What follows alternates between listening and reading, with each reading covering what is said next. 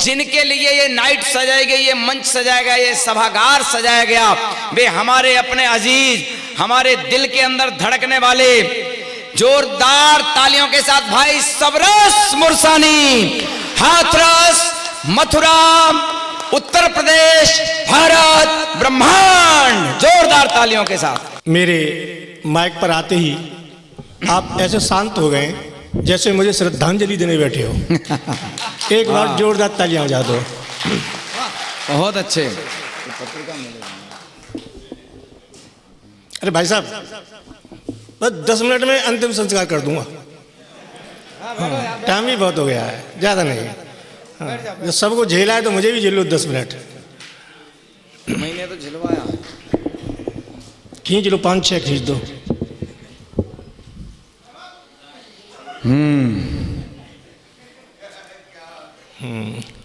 ये बाबा जी गए, महाराज जी की वजह से खुल नहीं पा रहे थे। अब मैं बिल्कुल खुल करके बोलूंगा। ताली बजाओ। बहुत बढ़िया, वाह, चांस। मैं धन्यवाद देता हूं सबसे पहले कि बारिश होने के बाद, सर्दी होने के बाद आप यहां तक आए। पहले अपने सम्मान में तालियां बजाइए। और ये कवि सम्मेलन अभी और जमेगा, क्योंकि जितनी जितनी सर्दी पड़ेगी उतना ही जमता जाएगा। मैं तो अभी गौरी जी के यहाँ गया था उत्तराखंड 2 दिन पहले, वहां पर इतनी सर्दी पड़ रही, जो भी कभी माइक पे आता उसकी आवाज जम जाती। वाह। अब मेरा नंबर आया माइक पर, मेरी आवाज जम गई। मैं बोला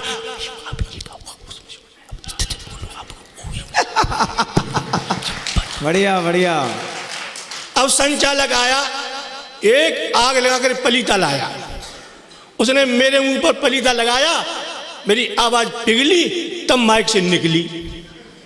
तो मैं धन्यवाद देता हूं, इतनी सर्दी के बाद यहां पर आए हैं। और मैं ज्यादा नहीं, एक 4-5 घंटे पढ़ता हूं मैं। स्वागत। आप सो जाओ। एक नींद पूरी हो जाएगी इतनी देर में। तो जब जाऊंगा तो मैं जगा के चला जाऊंगा। कि खींच ली। अब जो मेरी फोटो खींची है ना, इसकी एक बड़ी फोटो बनाना, इतनी बड़ी, और अपने बेडरूम में लगा लेना। क्योंकि तुम सारी सारी रात बाहर रहते हो, घर में एक आदमी का रहना बहुत जरूरी है। बढ़िया बढ़िया। अब मैं तो ये कह रहा हूं कि कैमरा उसके भी पास होगा, वो कोई खास सीन खींच रहा होगा। कैमरा उसके भी पास होगा, वो कोई खास सीन खींच रहा होगा। तुम मेरी फोटो यहां खींच रहे हो, तुम्हारे घर कोई और खींच रहा होगा। हमारे मिस्टर इंडिया फौजदार जी बैठे हैं, हमारे कृष्ण बिहारी शर्मा जागरण के, और मेरे प्रिय मित्र नितिन मिश्रा। मैं एक गीत उनसे सुनवाऊंगा अपने बाद में। और सभी को, किस किस का नाम लूँ, यहाँ से वहाँ तक, वहाँ से यहाँ तक, सभी जियो। बाबा जी चले गए। अच्छा, एक मोहल्ले में एक औरत बच्चे को डराती, स्कूल नहीं जाएगा, नहीं, बाबा जी पकड़ ले जाओ। तू नहाएगा नहीं, बोला मम्मी नहीं, बाबा जी पकड़ ले जाएगो। तू उसे गाली देता है, हाँ, तो देगा, हाँ, तो मत दे। क्यों? कि बाबा जी पकड़ ले जाओ। अब बच्चा बड़ा परेशान है, बाबा जी पकड़ ले जाओ, बाबा जी पकड़ ले जाएगो। 2 दिन पहले उसने कहा कि तू 3 दिन से नहीं नहाया है, बोले नहीं, कि बाबा जी पकड़ ले जाएगो। बोला अब ना पकड़ेगो। बोले क्यों? कि बाबा जी की तो पुलिस पकड़ ले गई। हाय हाय, वाह वाह वाह वाह वाह वाह, ये बढ़िया टिप्पणी है, वाह बढ़िया। सबरस जी, बाबा जी को पुलिस पकड़ लेगी। आप ये मेरी फोटो खींच रहे हो, व्हाट्सएप पर नंबर देना अपना मुझे, और ये फोटो मुझे भेज देना। क्योंकि परसों मेरा दिल्ली में कार्यक्रम है, उसके मुख्य अतिथि है केजरीवाल। तो मैं केजरीवाल से कहूंगा कि वृंदावन में सबरस नाट हुई, अब वो कहेगा कि इसका प्रमाण ला। केजरीवाल को प्रमाण चाहिए, मैं दिखा दूंगा फोटो, देख इसका प्रमाण ये रहा। इसलिए फोटो जरूर भेज देना मुझे। बहुत अच्छे। हमारी किशोरी जी चली गई, चलो कोई बात नहीं है। मैं गीत नहीं गाता हूं। गौरी ने श्रृंगार के गीत सुनाए, गफ्फार जी ने कितना अच्छा वीर सुनाया। मैं दोनों बातों से दूर रहता हूं। क्यों? जो वीर रस की कविता सुनाते हैं वो लड़ाई दंगे का काम करते हैं, न लड़ाई हो तो हो जाए। और जो श्रृंगार के गीत लिखते हैं वो पिटने का काम करते हैं, न पिटे तो पिट जाए बीच रास्ते में। तो मैं दोनों ही बातों से दूर रहता हूं।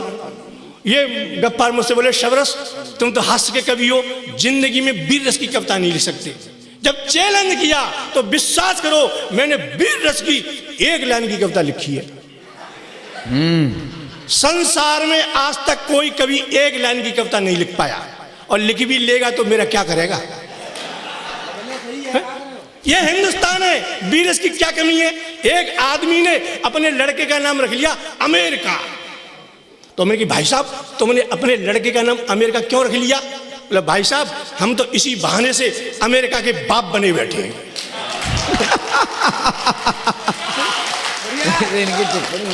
ये हिंदुस्तान में हो सकता है, साला अमेरिका का बाप बने बैठे हैं। अब एक आदमी ने, वो मेरा साला है, उसने अपने लड़के का नाम पाकिस्तान रख लिया। तो मेरे एक दोस्त बोला भाई साहब तुम्हारे साले ने अपने लड़के का नाम पाकिस्तान रख लिया है, पाकिस्तान तुमसे कुछ नहीं कहता? नहीं कहता है। बोले क्या? नहीं फूफा।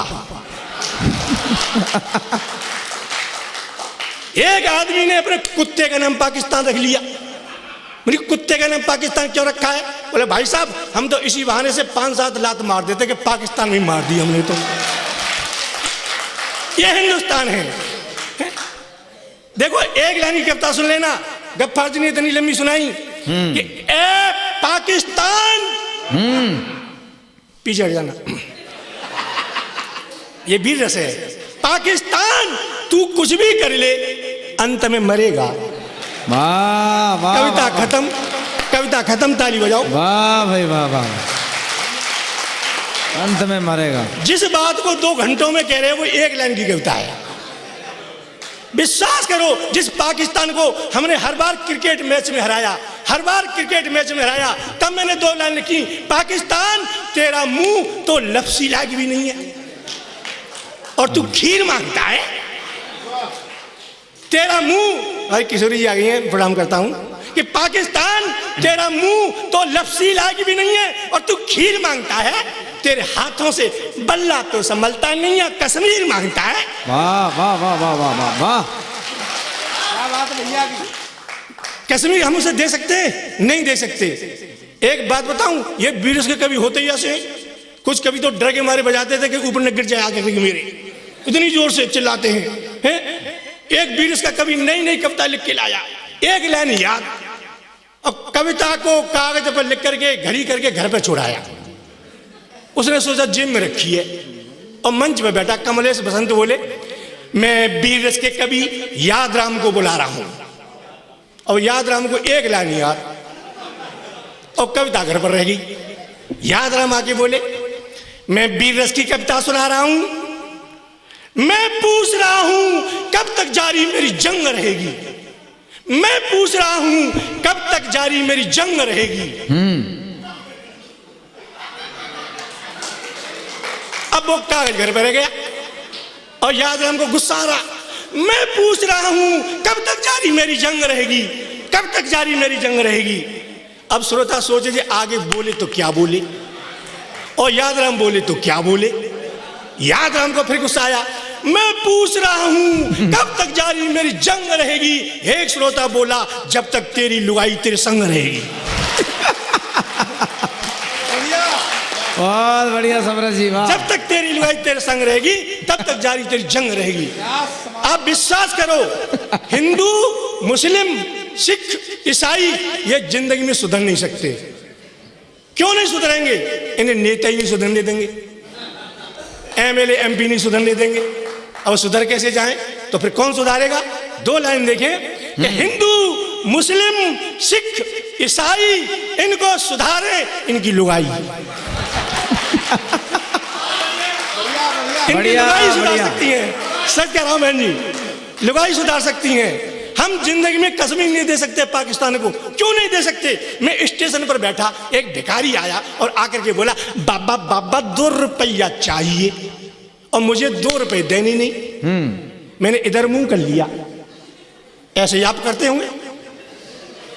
जब भिखारी को पैसे नहीं देने हो तो मुंह फेर लो कि तू चिल्लाता रहे पैसे हमारे, तू होता कौन है लेने वाला। वो घूम के आया, बाबा 2 रुपया चाहिए, मैंने इधर मुंह कर लिया। फिर घूम के आया, बाबा 2 रुपया चाहिए, मैंने इधर मुंह कर लिया। और घंटों तक नचाया उसे। अंत में बोला मत दे, भाग गया। और पाकिस्तान में मुशर्रफ ये सब क्या कहते हैं, कश्मीर चाहिए, तुम इधर मुंह कर लो। अब वो घूम के आएगा, कश्मीर चाहिए, तुम इधर मुंह कर लो, कश्मीर चाहिए, इधर मुंह कर लो, और सालों तक नचाओ। फिर अंत में कहेगा मत दे।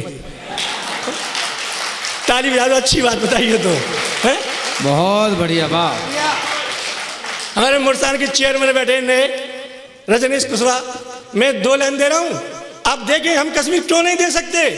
कि कश्मीर छोड़कर हम न इधर में जाएंगे न उधर में जाएंगे, कश्मीर छोड़कर हम न इधर में जाएंगे न उधर में जाएंगे, और कश्मीर तुझे दे देंगे पाकिस्तान, तो हनीमून का तेरे घर में मनाएंगे। वाह वाह, हनीमून का तेरे घर में मनाएंगे। पाकिस्तान नहीं मानता। 4 लाइन लिखी मैंने आतंकवाद के विरोध में, आप देखें कि A Obama A George Bush, 1 line, A Obama A George Bush, तुमने मिलकर इराक कर दिया पुश। वाह। 2 लाइन, तुमने मिलकर इराक कर दिया पुश, तो मन में हो रहे हो बहुत खुश, मगर ए ओबामा ए जॉर्ज बुश भूल से जो भारत में गए घुस, तो तुम्हारी खाल में भर देंगे भूस। ये मैंने बीरा सुनाया क्योंकि गोपाल साहब ज्यादा खून खच्चर करके चले गए थे। मैं गीत नहीं लिखता श्रृंगार के, आप विश्वास करो। वो बहन जी, मैं सच कहता हूं, मेरी पत्नी मुझसे बोली ऊट पटांग बातें कर लेती हो, जिंदगी में कभी श्रृंगार की 4 लाइन लिखी जैसे गौरी मिश्रा लिखती है। पत्नी ने चैलेंज किया, मैंने सुन तेरे लिए 4 लाइन लिखी है मैं श्रृंगार की। बोली श्रृंगार की? मैंने कहा घोर श्रृंगार की। बोली घोर? मैंने कहा हाँ, इतना अच्छा तो कालिदास भी नहीं लिख पाई। बोले सब्र से ही लिखेगा अगले जन्म में।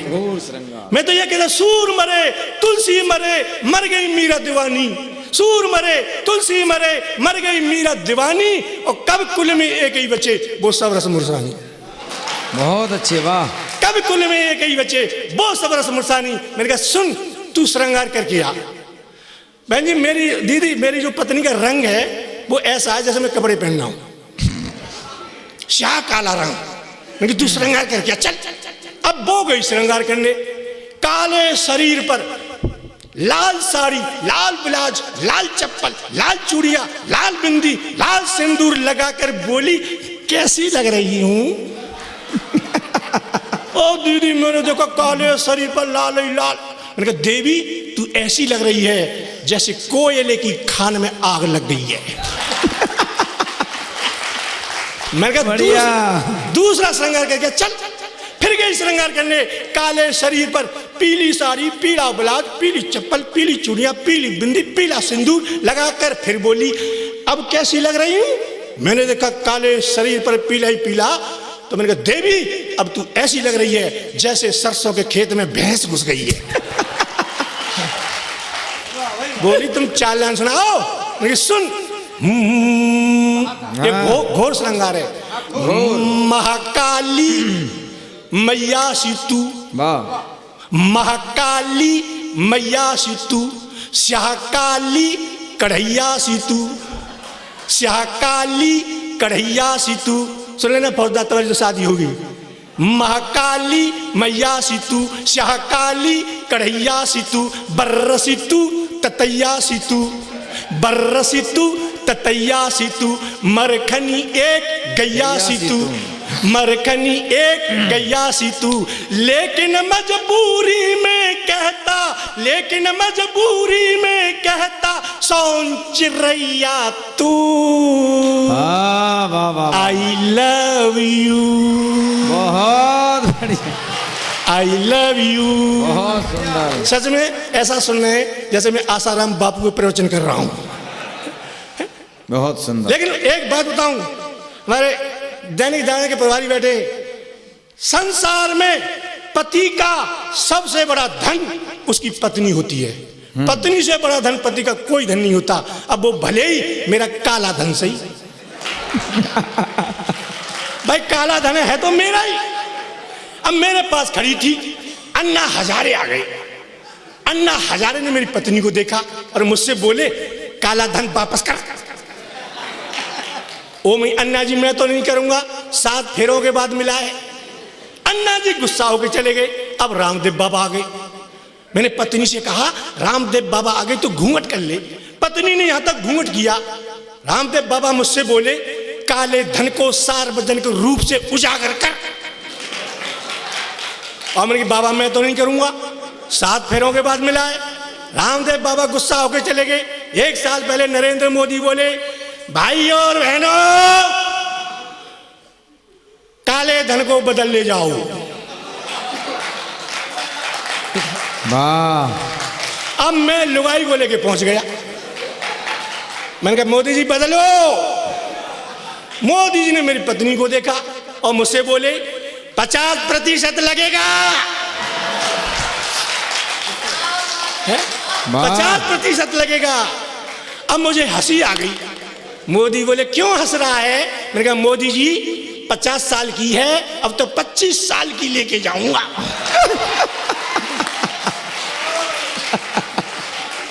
लेकिन दीदी एक बात बताऊं, एक दिन पत्नी खाना बना रही थी, तब मैंने उसे पूछा प्रिय चूल्हे की पहली रोटी किसी गाय को खिलाई जाती है और अंतिम रोटी किसी कुत्ते को खिलाई जाती है। चूल्हे की पहली रोटी किसी गाय को खिलाई जाती है, अंतिम रोटी किसी कुत्ते को खिलाई जाती है, मगर मेरी समझ में यह नहीं आती है ये दोनों ही रोटियां तू मुझे ही क्यों खिलाती है? ये दोनों ही रोटियां तू मुझे ही क्यों खिलाती है? पत्नी बोली हे प्राणनाथ, ऐसा करने से पति के दिमाग में पत्नी के प्रति सेवा भाव सवार हो जाता है, क्योंकि पति गाय की तरह सीधा कुत्ते की तरह वफादार हो जाता है। वाह वाह वाह, बहुत सुंदर।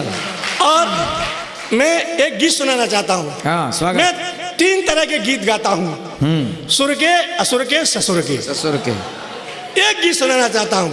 आप विश्वास करो, यहाँ पर महिलाएं बैठी हुई हैं। मैंने ये गीत क्यों लिखा? आजकल उल्टे सीधे गीत आ गए। अब विश्वास करो, एक बात बताऊं, यहाँ पर बड़े बूढ़े लोग भी बैठे हैं। अब एक त्योहार आने वाला है, क्या बोलते हैं उसे? 14 फरवरी, क्या बोलते हैं? वैलेंटाइन डे है जी, आएगा 14 फरवरी को। वो फरवरी आ रही है, पता नहीं क्या कहते हैं उसे। हाँ वाह भाई वाह, तुम अपनी बनी बको, मैं कह रहा हूं जो बात मानो। 14 फरवरी को पता नहीं देश की संस्कृति भूल गई। मैं तो आगरा गया, मेरी भतीजी बोली, मुझसे बोली अंकल जी वो वैलेंटाइन डे आ रहा है 14 फरवरी को, और मुझे कोई ऐसा बता दो अपने जो मेरा बॉयफ्रेंड है उसे कुछ गिफ्ट करूंगी। तो मेरे बॉयफ्रेंड तेरा तू गिफ्ट कर, मुझे क्या मतलब? बोली नहीं क्या दूं उसे? मैंने कहा तू ऐसा कर, ताजमहल से बड़ा कोई वो नहीं है, प्रेम की निशानी ताजमहल का वो दे दे चित्र, वो तस्वीर लाके। बोली तो आम हो गया, बहुत पुराना हो गया है। तो मैंने कहा सोने का पेन और डायरी दे दे।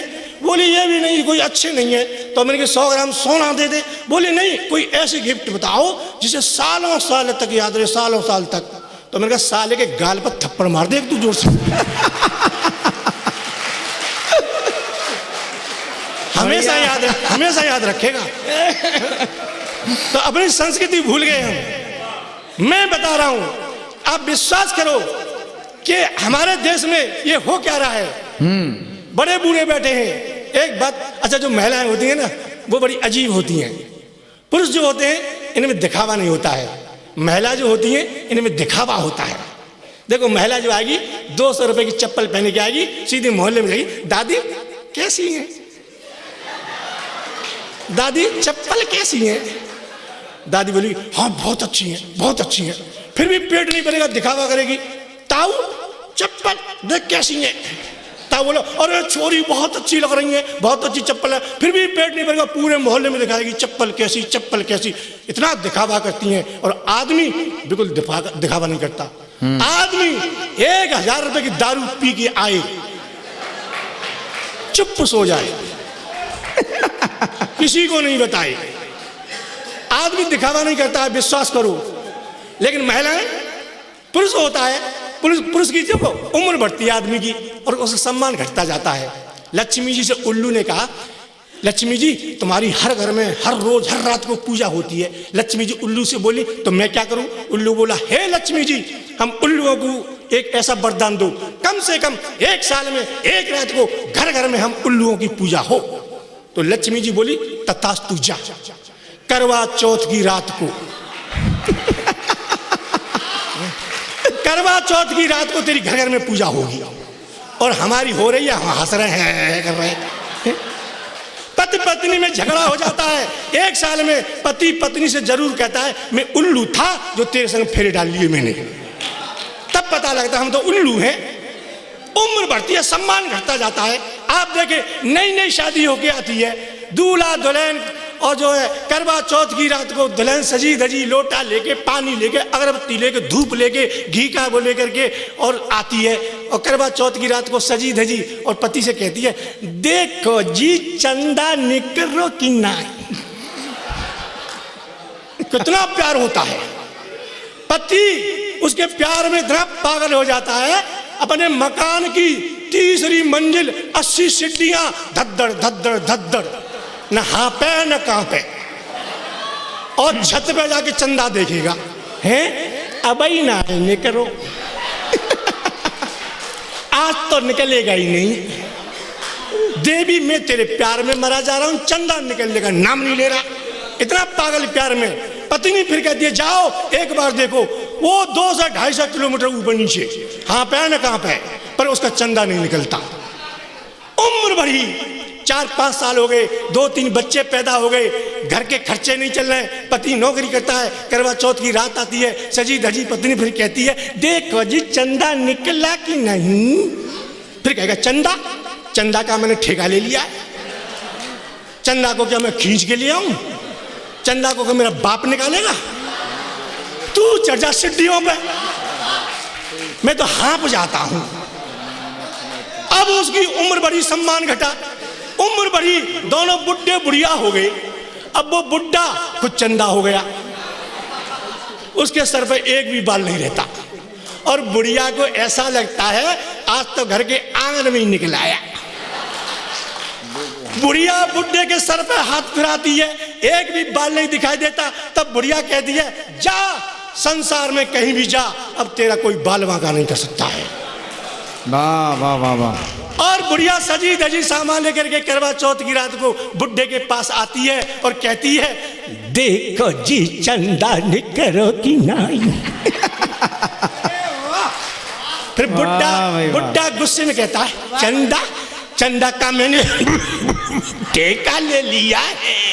चंदा को क्या मेरा बाप निकालेगा? चंदा को क्या खींच के ले आऊं? चंदा देखना चाहती है तो देख ले चंदा, डाल दे पानी हो जाए ठंडा, देख ले चंदा। ये स्थिति हो जाती है। बढ़िया बढ़िया। बुढ़ा मरा पड़ा जमीन पे और बुढ़िया रो रही है छाती पीट के, अरे रे मर गया रे, कुछ नहीं कह गया, एक बोल सुना था, मर गया रे, अरे कोई जिंदा कर दो। और बुढ़े की छाती पर इतनी जोर से हाथ मारे, बुढ़ा न मरे तो मर जाए, मर गया रे, अरे कोई जिंदा कर दो। और अपनी छाती पर धीरे से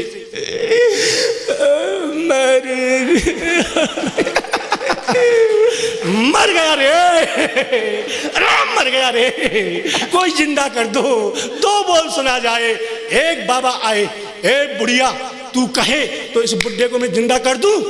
कि भूल के मत करियो, बड़ी मुश्किल से मरो है। मेरे लिए तो ये 25 साल पहले ही मर चुका था। वो तो पड़ोसी अच्छे हैं, से 2 बच्चे खेल रहे हैं घर में। सम्मान घटता जाता है आदमी का। अच्छा जो देखो महिलाएं होती हैं वास्तव में 2 काम करती हैं। पुरुष एक काम करता है, घर में कोई बड़ा बूढ़ा मर जाए, चला जाए, तो घर का मालिक आदमी सर घुटा के 13 दिन तक यूं ही बैठा रहेगा, चुप, कोई काम नहीं करेगा, बस सामने से आएगा, सुना है पिताजी चल बसे, कितने साल के? 105 साल के। राम राम, बड़े जल्दी चले गए।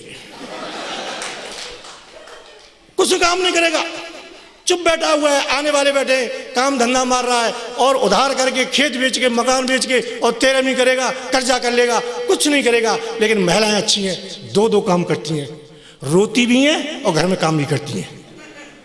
एक बुड्ढा मर गया और घर में महिला रो रही है, अरे बाबा मर गया रे, बाबा तिजोरी की चाबी है कहाँ धरे गए रे, मर गए हो बाबा, अरे देखो तिजोरी की चाबी नहीं मिल रही, बाह में तो सोने चांदी के जेवर है रे, मर गया। अरे इतने में भाभी, ओ भाभी, वृंदावन वाले फूफा आए गए री, चाय बना ले री। बहना चीनी ना अपने ताऊ से कह दे 5 किलो चीनी ले आ मेरी। अरे मौसी, अरे मोए ले जाते बाबा, अरे बाबा मुझको भी संग ले जाते, अरे ताऊ मुझको भी संग ले जाते। एक बुड्ढा बोला कैसे ले जाते, कोई मेटाडोर करके थोड़ी ले गई, वो तो यूं ही गए हैं। अरे बाबा, अरे देख भट्ट वाले फूफा आए गए, एक बोली नदबई वाले चाचा को फोन कर दे बाबा मर गए रे। एक बोली भाभी नदबई राजस्थान में लगेगी, रोमिंग लगा लियो, 0 लगा लियो। अरे वो मफतलाल पत्रकार सारथी को सचिव बाइबल वाला समाचार दे दे कि बाबा मर गए रे। अबे ना मफतलाल बड़ा बुरा बिना पैसा के नहीं छापे गोरी। ताली बजा दो, ताली बजा दो, एक थोड़े 5 बढ़िया बढ़िया। अच्छा देखो, अंतिम 6 लाइन सुना रहा हूँ। हाँ। मैं अंतिम संस्कार कर रहा हूँ, हैं? मेरे प्राण ने कर रहे हैं, वो कर रहे हैं और आइए मफतलाल जी देखो। मफतलाल जी आ गए। अच्छा ताली बजा जोरदार एक बार।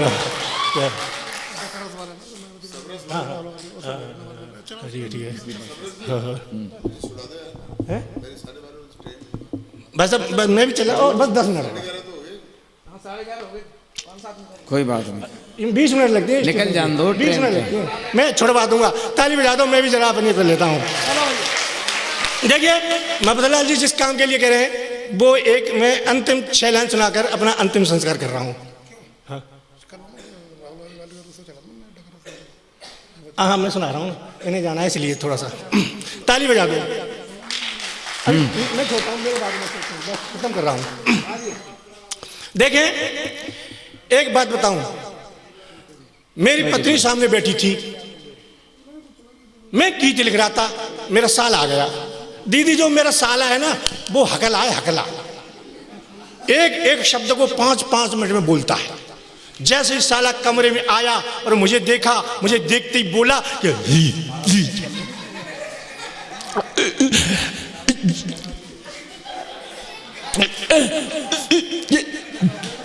मैंने कहा हो गई राम राम, बैठ बैठ बैठ बैठ बैठ। 5 मिनट में अगला राम राम नहीं कर पाया। मैंने कहा देख बच्चे स्कूल गए, तेरे लिए खाना बनवाऊंगा, ये 100 रुपए ले, तू सब्जी लेके आ। अब वो बाजार में सब्जी खरीद रहा था, वहां एक सिपाही आ गया। अब वो सिपाही भी हकला, अब 2 हकले इकट्ठे हो गए। हकले सिपाही ने मेरे साले से टाइम पूछा, ए टाइम क्या हुआ है? तो मेरा साला बोला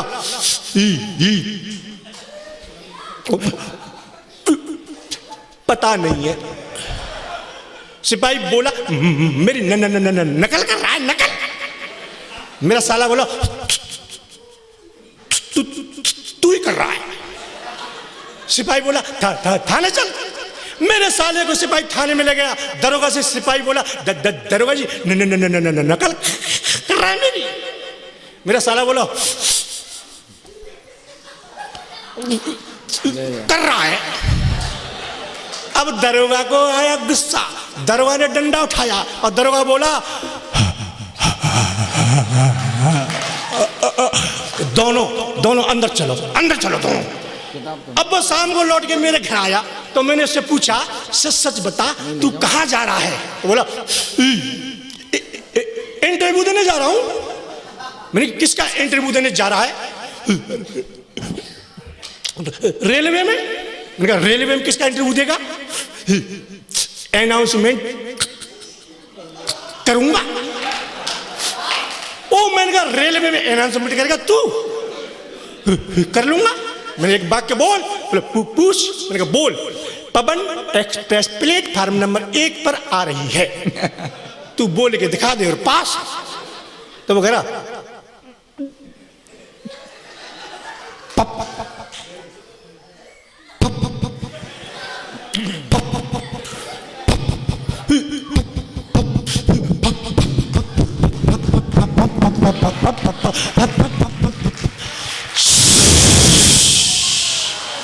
मैंने क्या हुआ रे कि गई बढ़िया बढ़िया। मैंने कहा गई मतलब पहुंच गई। तभी मेरी पत्नी बोली तुम इधर आओ। मैंने क्यों? मैं नहीं आऊंगा। बोली क्यों?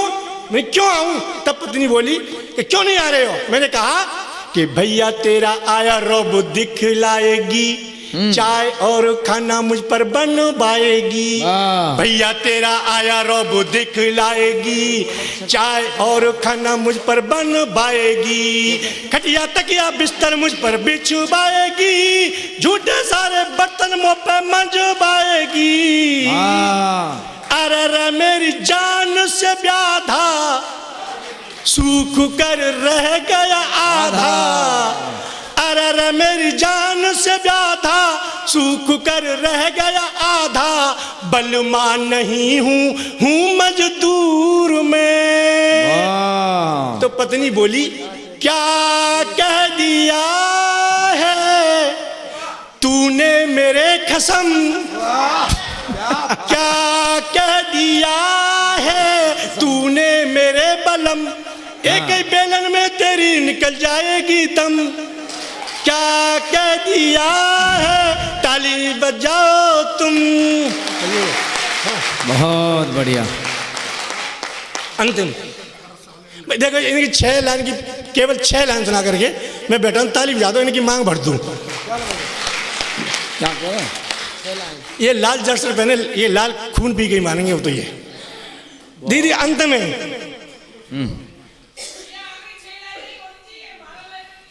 ये बात बहन जी का डिसीजन बढ़िया लगता है हमको। ताली बजाओ इनके देखो लिए। इनकी पसंद है।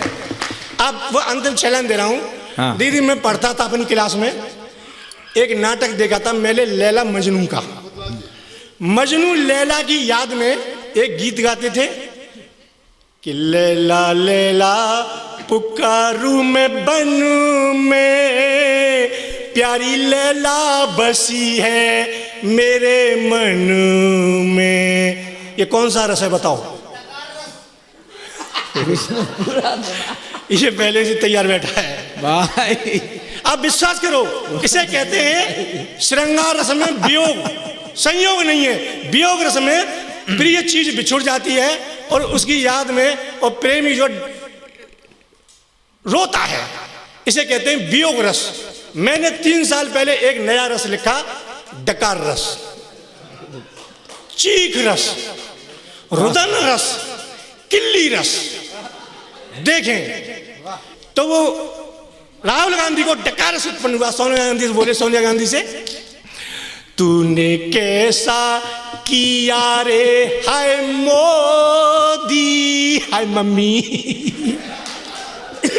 तूने कैसा किया रे हाय मोदी, इडली बाग चली।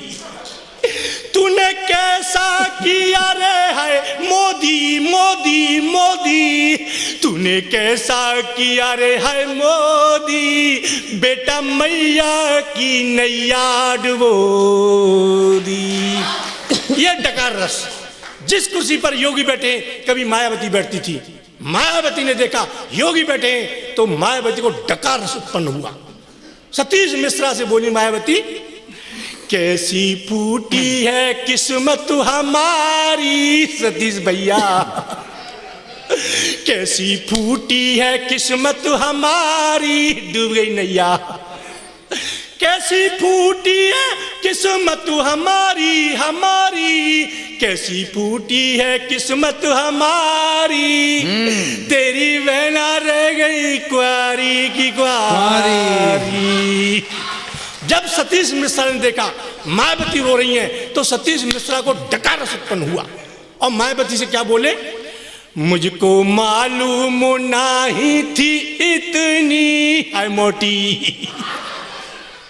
मुझको मालूम नहीं थी इतनी है कल्लो। मुझको मालूम नहीं थी इतनी इतनी, मुझको मालूम नहीं थी इतनी, बीच मझधार डूबेगी हथिनी मुझको। और अंत में मुलायम सिंह यादव, शिवपाल यादव और अखिलेश यादव खड़े हुए हैं। मुलायम सिंह यादव को डकार रस उत्पन्न हुआ और क्या बोले अखिलेश से, मेरे नोटों की रद्दी भई रे मोदी मरेगो। मेरे नोटों की रद्दी भई रे, क्या पता ऐसा करेगो। मेरे नोटों की रद्दी भई रे, मेरे नोटों की रद्दी भई रे, अब तो बेटा तेरी गद्दी गई रे। थैंक यू, धन्यवाद। मफदलाल जी आए और धन्यवाद दें। और नितिन मिश्रा।